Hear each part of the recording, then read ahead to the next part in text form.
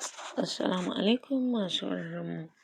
Sannunmu da wannan lokaci, barkanmu da sake haɗuwa da ku a cikin wannan zazzafan channel ɗin namu mai farin jini, wato Gital 24 Novels TV, inda muke kawo muku zafafan littattafai daga alƙalamin nan na marubuciyar zamani, wato Miraji. Insha Allahu yau ma gamu cikin ci gaban labarinmu mai farin jini wato DJ Naisila. Insha Allahu yau ma za mu ɗora daga inda muka tsaya. Laila ce ita kaɗai a bakin famfon tuƙa-tuƙa tana tarar ruwa a jikin bokitin roba kasancewar yau babu school. Har ta kusa cika bokit ɗin sai gani tayi kawai an sanya mata hannu a cikin ruwan. Da sauri ta ɗauko da dara-daran idanunta da suke ɗauke da zara-zaran gashin idanu baƙi wuluk tamkar na bebin roba. Ta sauke a kansa, fuskarsa a sunkuye take don haka bata samu damar gano waye shi ɗin ba. Tsawaye tayi tana kallon ikon Allah yayin da shi kuma Mashkur yake ta ɗiban ruwan da hannunsa yana wanke ƙafafunsa da su. Yana gama wanke ƙafafun ya koma kan fuskarsa zuwa kansa nan ma har sai da ya gama tsaf sannan ya fara karkaɗe ƙasan wandon jikinsa duk da ba dattin wandon yayi ba, ta hanyar tsoma hankin da ya ciro daga aljihunsa cikin ruwan. Idan ya ciro sai ya matse tare da kaɗewa sannan ya goge ƙasan wandon da shi. Yana gamawa da nan ya fara goge takalmansa sai da ya tabbatar sun yi fes sannan ya miƙe tsaye ya juya zai bar gurin. Duk abin da yake yi idanun Laila na kansa ne, kawai tana kallonsa tamkar wawiya. Taku ɗaya biyu yayi sai kuma ya tsaya ya jiyo kaɗan fuskar nan kamar bai taɓa dariya ba. Ya mata wani kallon ƙasa ya ce, sorry ka yi haƙuri ka sake taron wani ka ji? Daga haka bai ƙara ba ya juya cikin takunsa na matasa ya bar gurin. Bayansa Laila take bi da kallo cikin miliyoyin mamaki cikin zuciyarta tana cewa anya wannan ba mahaukaci ba ne? A'a, da hankalinsa domin yanayin shigarsa bai nuna mahaukaci ba ne. To ko dai shaye-shaye yake yi ya taɓa masa hankali. Ta ci gaba da faɗi a zuciyarta dangane da abin da ya mata. Tabbas ɗan maye ne. Alamu sun nuna hakan tun da gashi ya kasa bambance cewa ni mace ce ko namiji. Girgiza kai tayi a fili tayi guntun tsaki ta ce mahaukaci. Sannan ta zubar da ruwan ciki ta wanke bokitin sosai ta ƙara tara bokit ɗin ta dinga bugo ruwan har ya cika ta ɗauki ruwanta ta bar gurin. Yammaci ne mai cike da ni'ima da sanya nishaɗi cikin zuciya kasancewar yanayin gurin yana tsaka-tsaki ne. Babu sanyi kuma babu zafi sai daddaɗar iska da take busawa.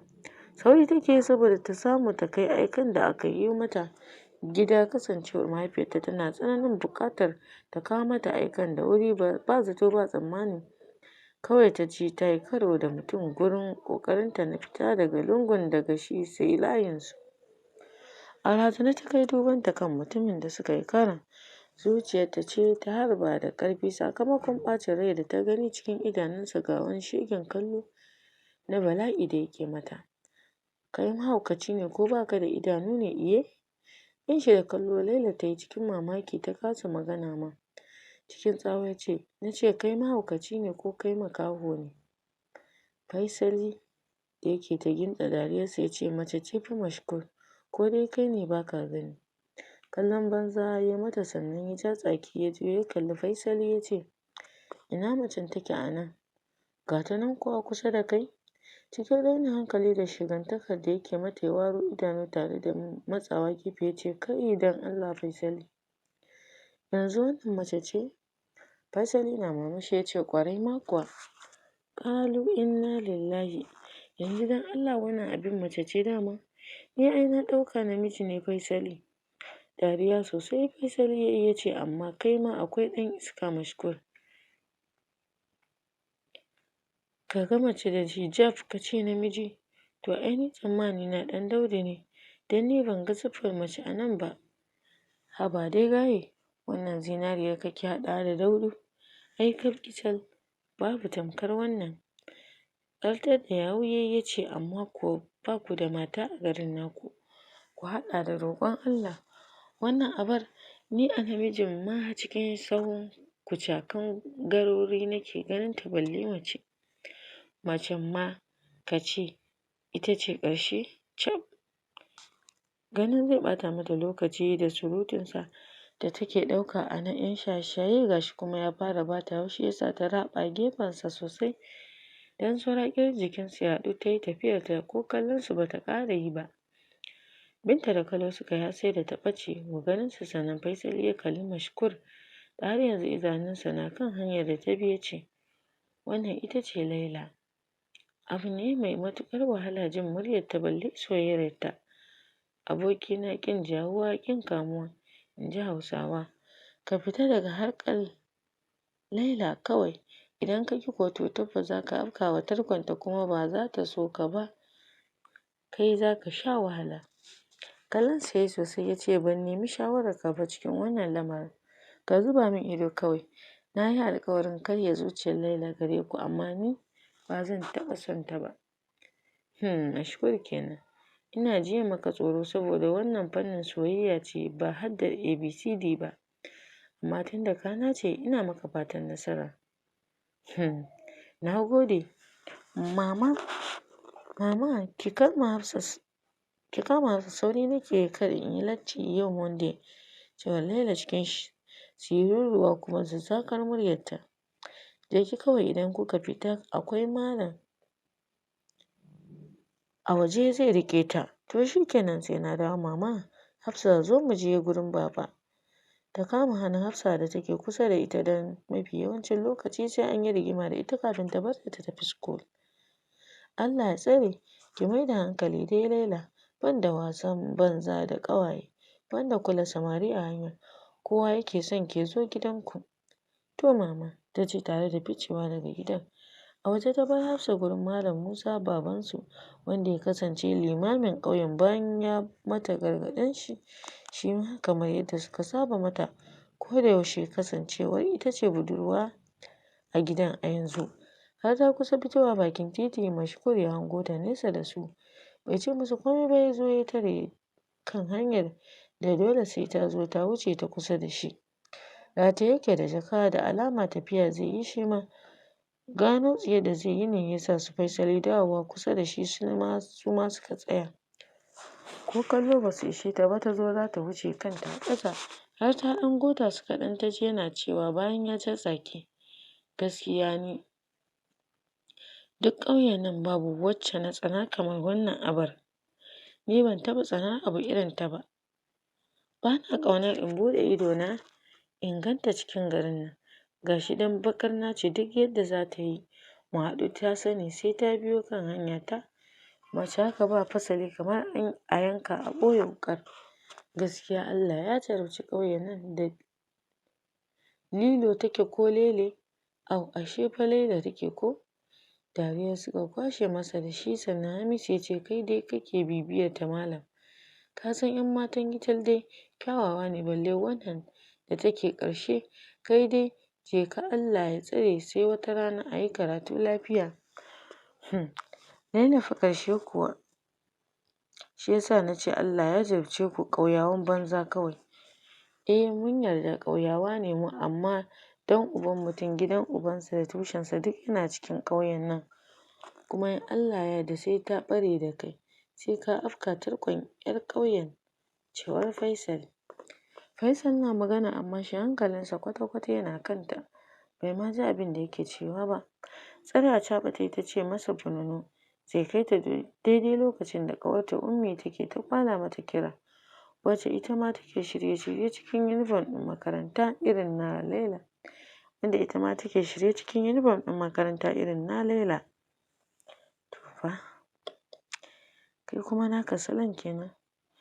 Juyawa ta yi ta kalli ƙawar kafin ta buɗe baki da ƙyar ta ce Ummi ba ki da kirki Laila ke za a bi miki amma ke sai dai ki tafiyar ki abinki. Kawai ta ce tare da yin murmushi kaɗan ta riƙo hannunta. Juyawar da za ta yi sai kawai ta ga Mashkur a kan mashin ɗin da ta tsara. kallon mamaki ta masa da dara-daran idanunta yayin da shi kuma ya balla mata harara ya ce, na tsane ki banza kawai. Bai tsaya yin wata maganar ba ya ce, mu je mai mashin, tare da binta da kallon tsana. Tunda take bata taɓa jin magana da ta daki zuciyarta tare da sosa mata rai irin haka ba. Shiru ta yi kanta a sunkuye kusan minti 2 kafin ta ɗago kai ta kalli Ummi da take kallonta cike da nazari. Laila mai haɗa ki da Mashkur? Kamar ba za ta yi magana ba, cikin sassanyen muryarta ta ce ban san shi ba. Ɗan gidan Alhaji Mamman ne fa, yana da ilimi Mashkur, baban shi na son shi sosai. A Bauchi yake yin kusan gaba ɗaya rayuwarsa tun bayan kammala firamarinsa. Nan ɗin zuwa kawai yake ya tafi. To me kika masa da zai ce ya tsane ki? Kamar da dutse take yi, ko motsa bakinta ba ta yi ba balle ta amsa mata. Ta san halin miskilancin Laila, idan ba ta so ba ko za a shekara magana ba za ta amsa ba, don haka ta ja bakinta ta yi shiru. Cikin sa'a masu mashin biyu suka jero kan titin suka tsare su, sai makaranta. Duk yadda ta so ta mance Mashkur da furucinsa ta kasa, haka har aka tashi daga makaranta. Abin na damunta a rai. Ita kaɗai take cewa, to me na maka ka tsane ni? Haka shi ma Mashkur, duk inda ya shiga a wannan rana ita ce take yawan faɗo masa a rai. Ko gaisawa da mace sai ya tuno ta, amma tsaki ne yake biyo baya saboda wani ɓoyayyen dalili nasa. Yau sati 4 da tafiyar Mashkur har da kwana 2. Har zuwa lokacin Laila bata mance da maganganunsa ba. Takan yawanta zaman tunani akan maganar da ya faɗa mata gurin ƙoƙarinta na tunanin abin da ta masa wanda har ya sa shi tsanarta irin haka. Yau ma cikin tunanin take, ta ji an kira ta da sauri, a ɗan razane ta amsa ta tashi ta je ɗakin maman nasu.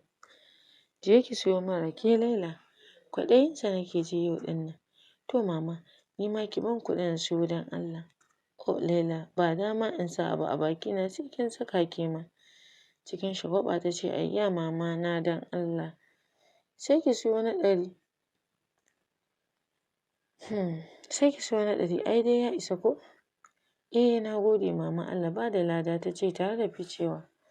Har ta miƙa kuɗin wa mai raken ta faɗa masa na yadda za a bata, suka jiyo murya a bayansu ana cewa, na saye duka, har da riba zan ƙara maka a kai amma matuƙar ka sayar mata ko na 5 ne ba zan saya ba. Da sauri ta jiyo cikin faɗuwar gaban da ta ji fiye da yadda take ji duk lokacin da ta tuno shi da furucinsa gare ta. Shi ke bi ta da kallo sannan ya taɓe baki tare da ɗage kafaɗa yayin da ita kuma take bin sa da narkakkun idanunta masu matuƙar kyau. Jikinta a mace ta sunkuyar da kanta ƙasa ta yi shiru. Ya daɗe yana kallonta cikin ranshi, yana jinjina lamarin yarinyar. So yake ji ta yi magana, amma ya lura da ita babu abin da ya fi mata wuya sama da magana. Duk bibiyar ta da ya yi ta yi kafin ya tafi school, bai taɓa jin ta furta masa ko da harafi ɗaya ba ne, balle ta haɗa kalma da bakinta ta faɗa masa.